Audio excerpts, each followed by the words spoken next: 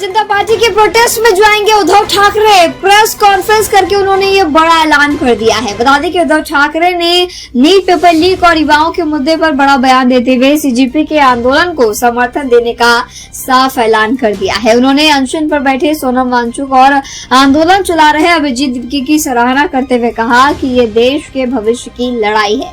ठाकरे ने वांगचुक की बिगड़ती सेहत पर भी चिंता जताई और बताया कि उन्होंने अनशन खत्म करने की अपील भी की थी। सरकार पर युवाओं की अनदेखी का आरोप लगाते हुए उन्होंने सभी विपक्षी दलों और नागरिकों से एकजुट होने की अपील की तथा जरूरत पड़ने पर खुद दिल्ली जाकर आंदोलन में शामिल होने की घोषणा भी कर दी है। क्या कुछ उन्होंने कहा, सुनिए। पिछले कुछ दिनों से आप देख रहे हो एक विषय पर आंदोलन चल रहा है, लेकिन मुझे नहीं लगता सारे लोगों ने उसके ऊपर कुछ ध्यान दिया है। लेकिन विषय तो बहुत महत्वपूर्ण है। अपने देश की युवा का भविष्य उससे जुड़ा हुआ है और वो जो विषय है स्वाभाविक है। नीट की जो एग्जाम थी उसके पेपर लीक के बारे में है। अभिजीत दिप्के जो अमेरिका में रहते थे, अपनी पढ़ाई के लिए गए थे, उन्होंने वहां से आवाज उठाई, लेकिन हमारे देश में से किसी ने आवाज उठाई नहीं थी। वो अमेरिका छोड़कर यहाँ आए, आवाज उठाई।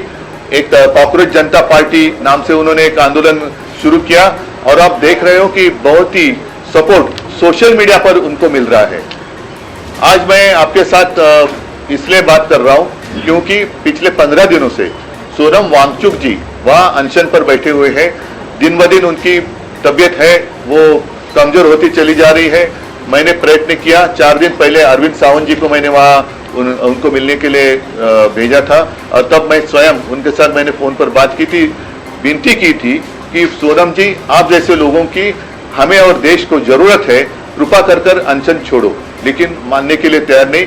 सरकार तो कुछ परवाह नहीं है, ना ही उनके साथ बात करने की कोशिश कर रही है, ना ही जो युवा है, बहुत सारे युवाओं ने खुदकुशी भी की है, लेकिन सरकार उनकी तरफ देखने के लिए भी तैयार नहीं है। और इसलिए मैं चाहता हूं कि अब समय आया है पूरे देश में अपने अपनी पार्टी का जो एजेंडा है बाजू में रखकर हम सारे लोग इकट्ठा आकर वो जो आंदोलन चल रहा है उसका समर्थन करें।